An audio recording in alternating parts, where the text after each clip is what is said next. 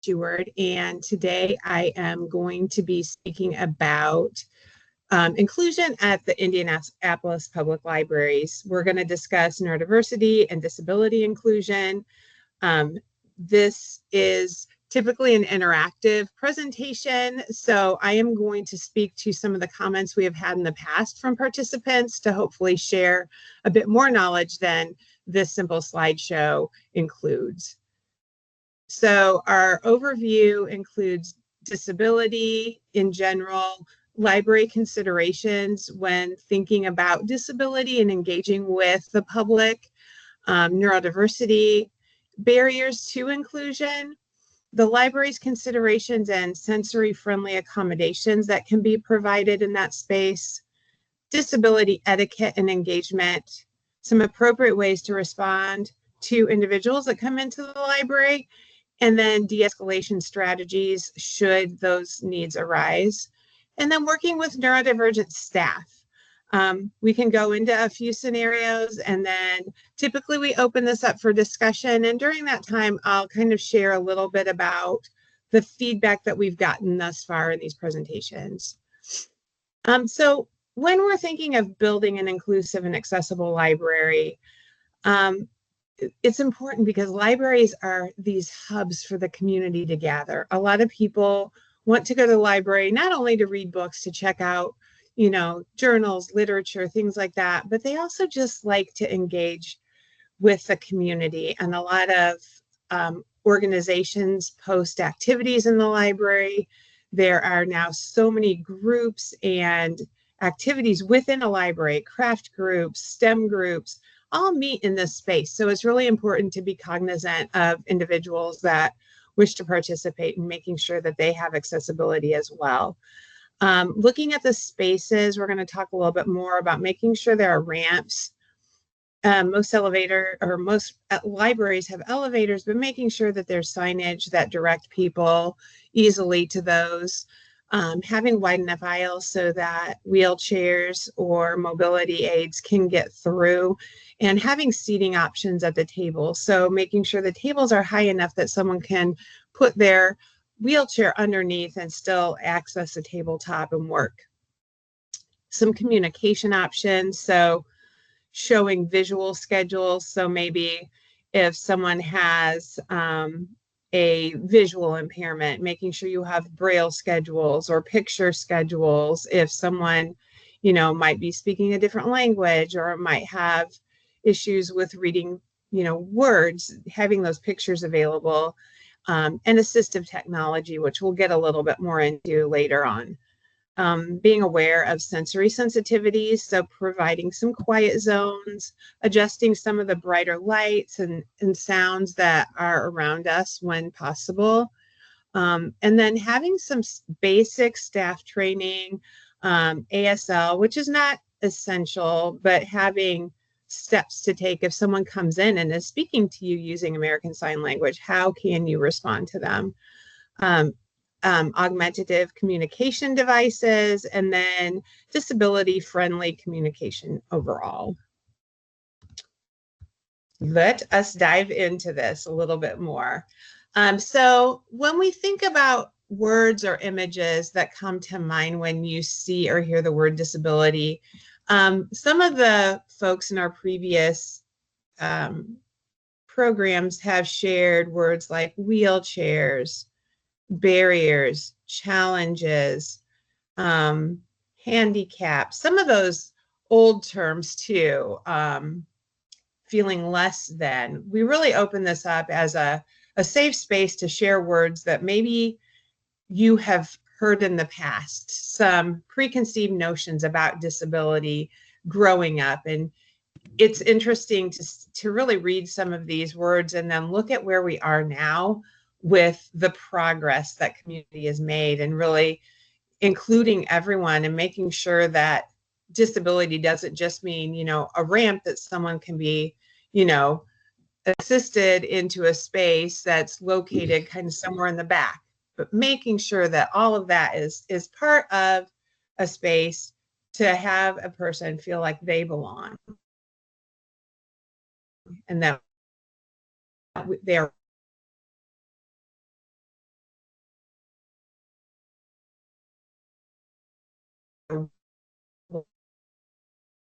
wanted. So, or mental condition that substantially limits one or more major life activity or a history of this condition. So this could be a physical, mental impairment. It's not transitory. It's not a minor issue like a sprained ankle. It's not an acute thing. It is an ongoing limitation for that person. And then neurodiversity, which refers to natural variations in the brain function and cognition. So this would be conditions such as autism, ADHD, dyslexia. These are just differences in the brain, not deficits, not, necessarily challenges. This is just the way this person's brain works. So this concept emphasizes diverse thinking styles, and these people contribute to society in such a meaningful way. Some other neurodivergent conditions, we mentioned autism, ADHD. There's dyspraxia, dyscalculia, which is a hard one for me to say, Tourette's. There are so many more that I'm sure you can think of. The strengths of a neurodivergent individual can involve creativity, innovation, problem-solving skills, very deep focus, and unique perspectives. I like to point out at this moment that I don't want to isolate those skills to neurodivergent individuals. Everyone has these skills, but oftentimes society can view someone that has neurodivergence as having deficits, when in reality, they might have special gifts that they can share with us. Challenges faced by individuals with neurodiversity include some sensory sensitivities, social communication differences. So maybe processing time is a little bit slower. So making sure that you're pausing and giving that person time to process what you have asked or what you have said might have some different communication styles. So they might be using AAC devices. They might be using written communication. So making sure that you meet that person where they're at. Executive functioning difficulties. So kind of planning out their day, figuring out the next steps. Sometimes those can be all jumbled, and making sure that we provide some good tools to plot out a schedule for a person, or letting them know very precisely what is needed, especially if you're looking at someone in the workplace and they have executive functioning difficulties. Make sure you're very specific on what their schedule looks like. Don't shift things very quickly because they're used to the schedule. You're going to shift it. They've learned the previous process, and that's going to be very confusing. Some other workplace strategies that you can implement are flexible work arrangements. If someone has an issue with distraction in loud spaces, maybe give them a space that's, more, not that you want to isolate anyone, but that's easier for them to work, even if they work better from a home environment and can complete their tasks there, that would be great. Sensory friendly spaces. So offering headsets, offering sunglasses, offering, offices that might have dimmed lighting or lighting covers. That's always helpful. And looking for someone's strengths. I hope we all do this when we're interviewing and hiring people, but what does this person uniquely bring to this role, and why do they stand out? Everyone has that one thing that they shine in. And so really digging in deep to see what that is and how that applies to a job. So the CDC identifies that 1 in every 4 adults in the United States has a disability. So this means that you are likely employing individuals with disabilities, interacting with customers. You might not even be aware. Not everything is obvious. There are these invisible disabilities. So just approach everyone with kindness and, being very flexible. Some barriers to inclusion include that communication. So we talked about accessibility, so Braille signs, using very clear and precise language, and then sign language interpreters. If you do not have that and someone can write down what their needs are, that's great. Always have a paper and pen handy, because that's perfect. We also talked about in one of the presentations, if someone had English as their second language, what do? If you're not fluent in another language, but there is a language line that is accessible to all libraries and all first responders that they use that provide that interpreting service. You can also use Google Translate, kind of limits that connectivity with a person because you're looking at a phone and kind of doing that. But, you know, whatever it takes to communicate that person's wants and needs and make sure that you're fulfilling what they need. Physical stuff. So once again, making sure there are ramps for wheelchairs and mobility aids, making sure seating is appropriate. We went to Gen Con. So Tangram was an accessibility partner for Gen Con, making sure that everything was set up. And that was quite a task because it was a big space.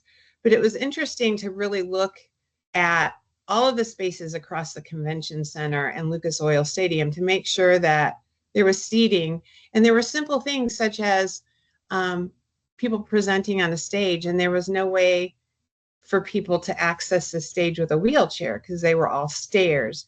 Just little things that we don't think about on a day-to-day basis that are really, really important to enact ahead of time. And then looking at social barriers. So some exclusionary attitudes. Unfortunately, there are some people that are not aware of disabilities or neurodiversity and are not educated on the gifts and the, you know, the wonderful talents that individuals have, and they might have their own stereotypes. So it's very, very important to educate folks as much as possible, whenever possible. So having these trainings, you know, this is just one step. Making sure that everyone is included, not isolating individuals or limiting participation. And I've spoken about it with my little dig about the ramp in the back of the building, but making sure everyone feels like they belong, not like they're added in. You know, okay, we can get you in here, but you have to go down this long hallway to the back and go through this, you know, service elevator. Have it right in front. We want you to be a part of this. Please come in. We've set this up so that you can participate. Transportation is a problem just in general with, you know, lack of public transportation, wheelchair, curb access, which limits traveling to work, appointments, social activities, which really reduces someone's independence when they have to rely on another means to get to and from somewhere. Especially if you are hiring someone and you know that they have to take public transportation, be real flexible on their start time because they're relying on someone else to get them. While they might be sitting there at 7:30 to get to their job that takes 10 minutes to get to, that bus might not arrive until after 8, and that's beyond their control. Really looking at bias and misconceptions, and checking our own personal bias. It's fair to, you know, have some historical personal bias towards, you know, various disabilities or how we might have grown up, and just making sure that we're aware of those and we educate ourselves about the reality of people, and, you know, look at discrimination, look at reduced opportunities, and try and change that. You know, be that person that wants to change policy, that wants to change accessibility. And then looking at technological barriers, so lack of digital tools and websites, and assistive technologies that can help folks fully engage in education or employment, social activities. There are so many technological tools out there that can assist folks anywhere from, you know, speaking, you know, augmentative speaking on the computer, just, I mean, I can't even, there's so many things. So making sure that you utilize the tools that are being created currently. And then policy. Poorly enforced disability rights laws or workplace accommodations can create barriers to inclusion. So make sure that you're aware of your organization's policies, legal rights that these individuals have, and make sure that you're living up to those and fulfilling your responsibility as an employer or as a person engaging with the public. So when you are engaging with individuals with disabilities or neurodivergence in the libraries, make sure that you are inclusive and supportive. So treat everyone with respect and patience. I believe you should do that in general. Some individuals might not be able to advocate for their needs. So offer assistance. If you see someone kind of looking a bit confused or standing around like they're not sure what their next steps are, go and offer support. Try and figure out how you can help them. Be mindful of body language and facial expression. So if someone is standing there, not looking confused, but they're just kind of taking in the space, that's also fine. Just kind of, read the room, make sure that you aren't, interrupting someone who's processing through what their next steps are as well. Try and learn some basic ASL, or dabble with the augmentative and alternative communication devices. There are a couple different methods, so a lot of them have either words or pictures, and then they speak a sound. So it's a really good way for individuals that might have limited vocal abilities to communicate their wants and needs with you. And you can do little online tutorials. At the end, you will see my contact information, and I welcome anyone to reach out to me if they want some trainings in these areas, and I can help guide them to those. Hidden disability awareness. So not all disabilities are visible. A lot of neurodivergence is not visible. So avoid assumptions when you're looking at someone and assuming that they might, just be standing there trying to figure it out. They might have something that they can't process, or they might need some assistance but not know how to help out. Offer different ways to communicate. So if you're talking to someone and they're still looking at you, maybe like offer different, methods to communicate. Speak clearly always, and offer that extra time for someone to process what you're saying. If it looks like what you're saying is confusing, offer alternatives, maybe written instructions. Just, be flexible. Also, try and, just kind of slow down the process. Don't act like you're trying to rush through so you can help someone else, or get flustered yourself because you're not sure what they want. Just remain calm and just kind of problem solve with them. So I feel like the Indianapolis Public Libraries have some great sensory friendly options. The Lawrence Library is doing some really, really cool programs. Some adjustments that you can make during sensory friendly hours are dimmed lights and reduced noise levels. Not having overhead announcements. I know a lot of the libraries don't do that, but if your library does, be aware of maybe minimizing those. Having fewer distractions, and if you see crowds gathering of people, if it's a big day at the library for an event or something, kind of have areas where they can disperse. And then alternative seating, so having quiet zones, fidget-friendly spaces. I know some of the libraries have sensory bags where they have the headset, the sunglasses, some fidgets, weighted blankets or lap pads, so that people feel very welcome and comfortable in that space. If you have sensory friendly hours, make sure you're promoting those out on social media or in some sort of, marketing advertisement. So families, schools, other community groups are aware that those are good times that they might want to visit. Always gather feedback, survey, ask for comments so that you can always improve accessibility. I always learn something from these presentations where people are sharing information. So, just like the language line, I did not know that existed. So we're adding that, as a piece of this presentation.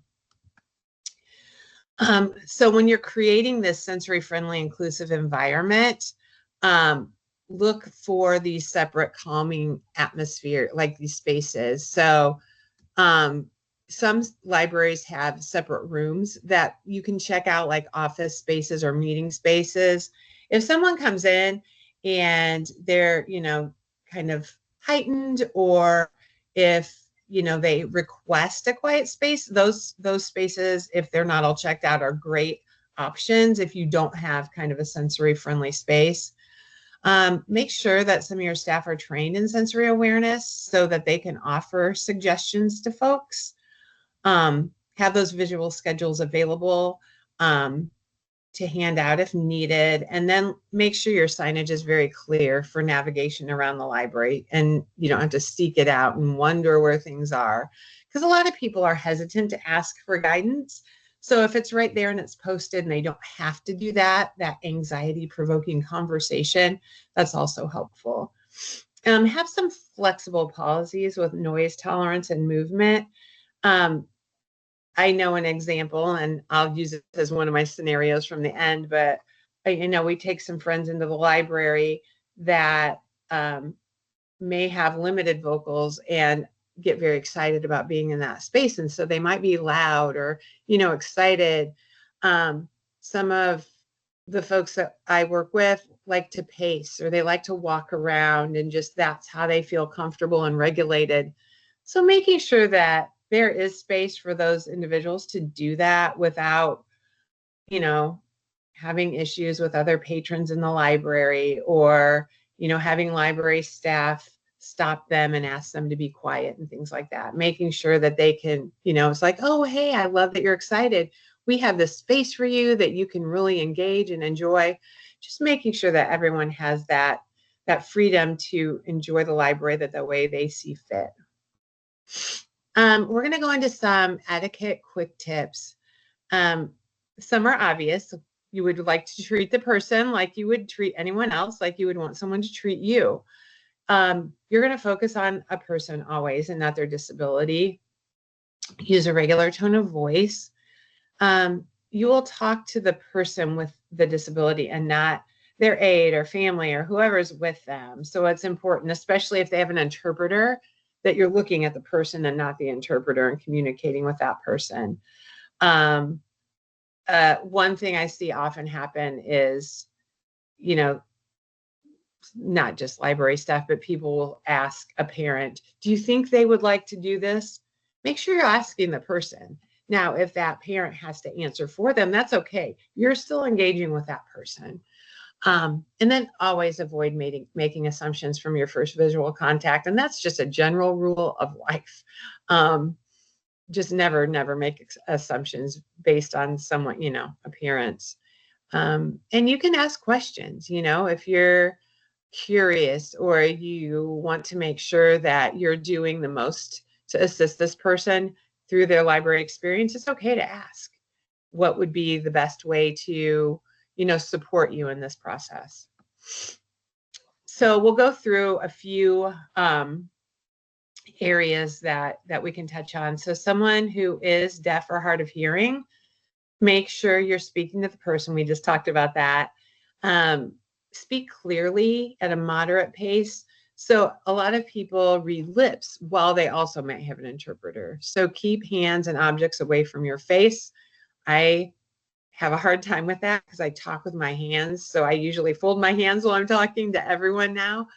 And then use simple, concise sentences, and make sure that your facial expressions and body language match what you're trying to convey. Sarcasm is hard. When someone's reading your lips and you're, saying something sarcastic, but you're smiling and they're like, I'm a little confused with the message and the way your body language is, it's not matching up. So make sure that those go together. When you're interacting with someone who has a speech impairment, pay attention to what they're saying and be patient. Don't finish sentences for them, assuming you know what that person's trying to say. It's all right if you need to ask for clarification or ask them to repeat, because that just shows that you want to understand what they're trying to convey to you. And be prepared to, for those AEC devices or different means of communication to assist that person in conveying their message.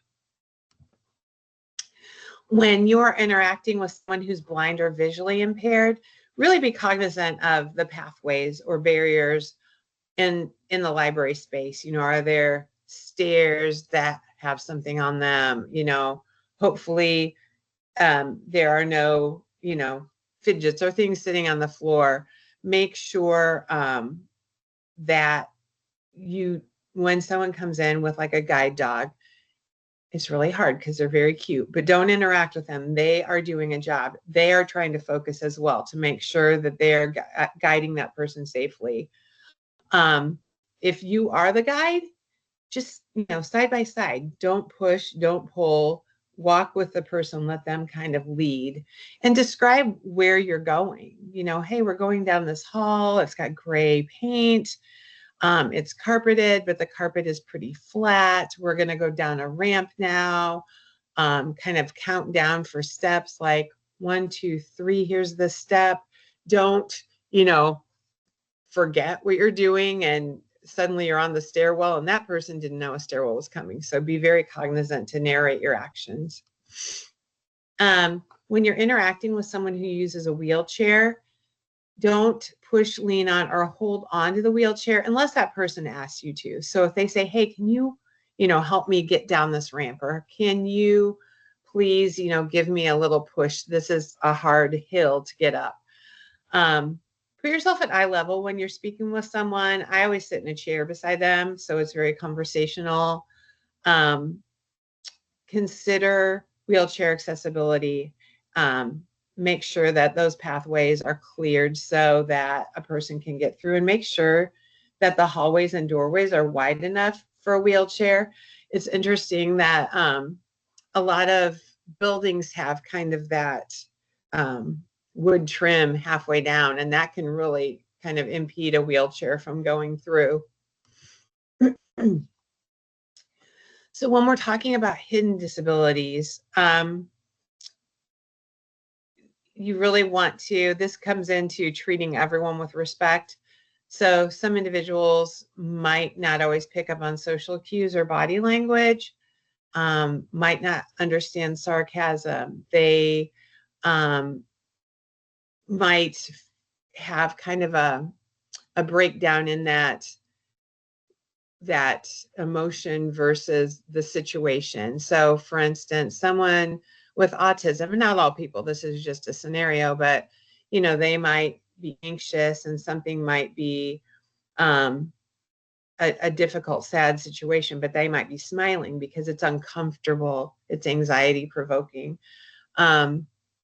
Some individuals are very routine oriented. So if you're hiring someone and that is their gift, the gift of routine, make sure you don't throw in an added change in the day without a lot of, preparation ahead of time. Some folks might seek help in inappropriate ways. They might yell. They might, not quite know how to vocally ask for that. So make sure that you have a system down with that person if they do need help. The processing too. So someone might not remember information that you communicate verbally, and that's when that visual schedule is super handy, because if they're processing slowly, if you don't have time to be there just to repeat instruction, have that written down. That's a great guide for everyone. Some folks might display repetitive behaviors, so that motor stereotypy or the hand flapping or jumping, and that all serves a purpose for that person, and it helps with sensory regulation. It helps with anxiety. And some folks react differently to noises and lights, and that's anyone. Some people do not like loud noises, fireworks, loud voices, loud music, doors slamming, anything like that, bright lights. So once again, having those tools of sunglasses and headphones as needed are very helpful. So if someone comes in and they need, some guidance, they might be having a rough day, anything like that, make sure that you're speaking in a very calm pace. You're not rushing. Energies get matched. If you're heightened, if you're excitable, if you're, nervous, that person's going to match your energy. So you want to remain calm, really kind of de-escalate the situation, use very clear, short, concise language. Tell the person what you want them to do, not what you don't want them to do. So not, Don't do that. Don't sit there. Don't speak so loudly.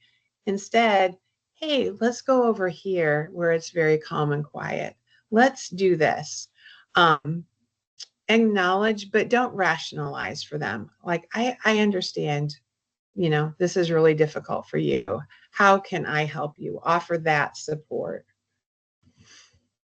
And to take it a little step deeper. So if someone comes in, they're very heightened, something's happening, they're having a bad day, they needed to get something accomplished, and say they had a paper due for school and realized they missed the deadline or it's due the next day and they're very heightened. Maintain your calm demeanor, listen to what the person needs to get done, be very empathetic, respect their personal space. So don't get up in, avoid that. And offer choices. We can go here, we can go to this space. If that doesn't help, if someone is just really, really having a difficult day, they can't de-escalate, they're just, out of sorts, they can't regulate, and you have to call authorities, that is okay. It's kind of the final step, but you can ask for a MCAT officer, and those folks are trained in dealing with issues with folks with mental health issues, with neurodivergence. They're trained for de-escalation. Their first go-to is not to handcuff someone and take them off. They really want to help de-escalate, and 9 times out of 10 that works, and they can get the person regulated, go on with their day. Essentially focusing on understanding the situation. So just kind of being aware when someone comes in, like, okay, they look a little upset. How can I support them? I see you're upset. What can I do? Do you need a private space over here so we can work through this? Being proactive is really helpful. When you're hiring neurodivergent staff, focus on someone's strengths. Once again, a lot of times, you're thinking, okay, what accommodations do I need to make? That doesn't matter. Look at what does this person bring to the table and how can we best use them? What are their talents? Are they, really good at writing policy? Are they good at setting up websites? What is that person's strength?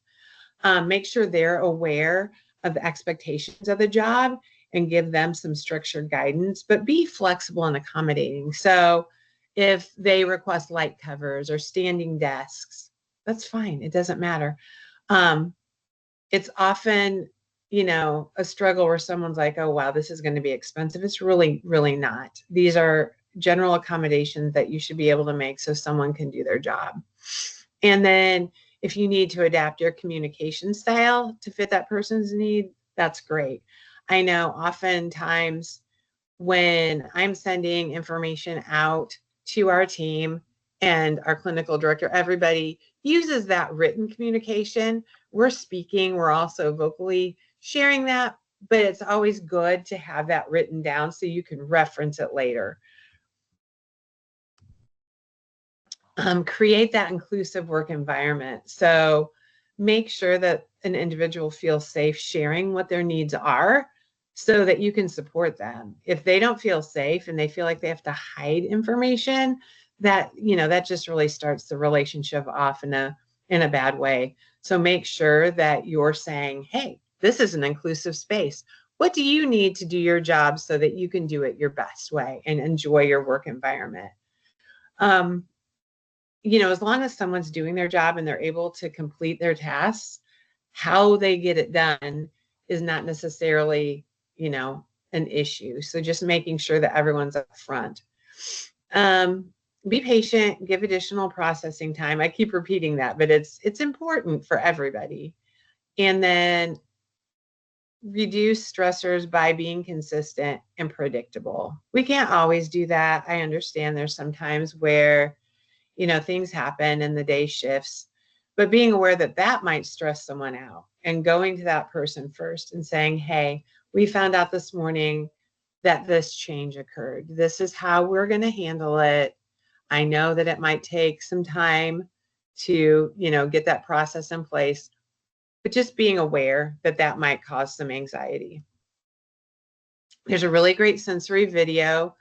We will go ahead and add the link if you can get on this, copy the link.